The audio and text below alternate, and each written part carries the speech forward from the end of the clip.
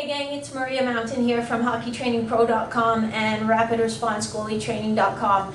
And over the weekend I had a great experience. I got to go to Toronto and see Dr. Stuart McGill present.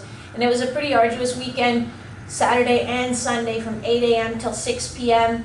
There was actually so much material. We ended up going late, but it was fantastic. Dr. McGill is a guy that you've heard me mention if you follow my stuff. He's not a trainer, he's not a physio, he's not a chiropractor, he's really not involved in any of that. He's come into it because he studies the biomechanics of the spine and what load tolerances the spine has before failure. So he measures muscle activity and actual stress on spines, and then he comes back around the other way to say, okay, this exercise that you're doing to try to train your abdominal muscles, your rectus abdominis, actually don't activate that muscle very much, and they put a lot of compressive force on the discs of the spine, for example. One of those such exercises is an abdominal crunch, and it's hard because I've taken crunches out of most of my programs for about a year, and I kind of feel bad sometimes because I know that some of the athletes that I train, they really want to work, and in addition to improving their performance, they kind of want to get six-pack abs. And I felt a little bit guilty because I feel like I've been depriving them a tool to get those, but in the interest of sparing their back, I've kept them out. What Dr. McGill, what his research, what his numbers have shown, is that you actually use your rectus abdominis, or those front abdominal muscles, about 10 to 20% when you're doing a crunch. So, if I said, oh, we're going to build like big biceps now, and I had you pick up a weight that was only 10 to 20% of what you could use, you'd think I'm crazy. Although I know some of you still are doing crunches thinking that's going to give you nice looking abdominals, which really, it's not quite. Most of us that don't have the nice looking abdominals we want maybe have a little bit too much adipose sitting over top. But anyhow, this is an abdominal crunch that I've shown you in the past, but and I got it from reading his material, but over the weekend I got the chance to see him teach it and the cues that he uses. So I just want to show you how we go through it.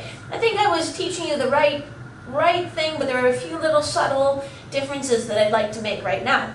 I'm also, as a result of this course, it's made a lot more work for me because I'm going to go back at that core training manual for hockey. It's the one that you get when you opt in, and I think most of you have it. If you're on my email list, you probably have already downloaded it.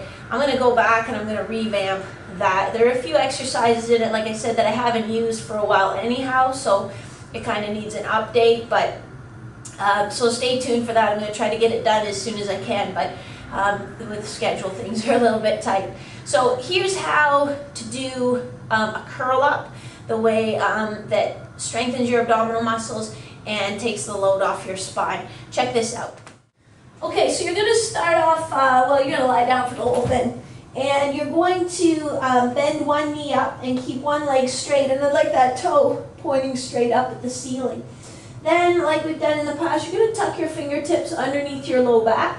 And the purpose for that is to make sure that you're not flattening your low back to the floor. Your low back has a neutral arch. Don't try to push it into the floor or round it into the floor. It's not meant to do that, and that actually puts stress on the discs of the low back. So I know some of the other exercise systems, Pilates sometimes talks about rolling up or rounding your back.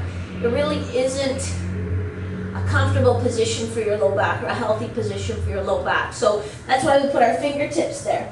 Now, as I do this exercise, I don't want to be pushing my elbows into the floor, kind of lifting me up with my elbows. So I'm going to keep those elbows off the floor.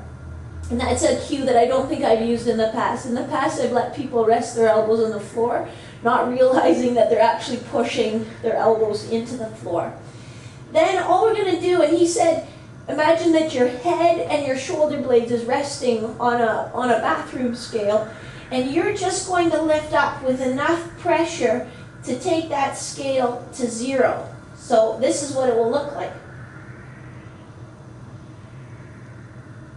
just that much. So I think before I was coming up a little bit higher, but he really just wants that scale to 0. And everything moves together. I don't lead with my chin, it all comes together. I don't feel any movement back here at my lumbar spine. And just do a little pause at the top and then lower back down. If you are getting some discomfort here in the front of your neck, it feels like it's straining, it tells you that you're overusing this muscle, your sternocleidomastoid, as opposed to some deep neck flexors. So the suggestion there was bring your teeth together and then push your tongue into the back of your front teeth. And even if you put your finger under here and do that,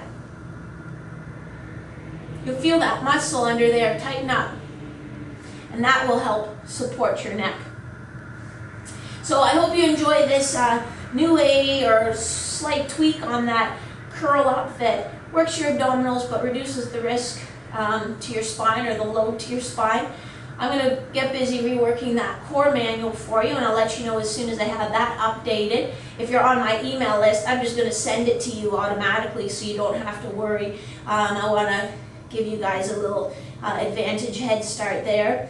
And later on in the week, I'll come by and I'll share with you, I told you that the crunches only get about 10 to 20% rectus abdominis activation. I'm going to come back later in the week and show you an exercise we learned that gets 100% activation of the rectus abdominis. It's actually probably the reason that my abs are so sore today. But anyway, thanks for watching. I'll catch up with you later. This is Maria from HockeyTrainingPro.com and RapidResponseGoalieTraining.com. Let's go!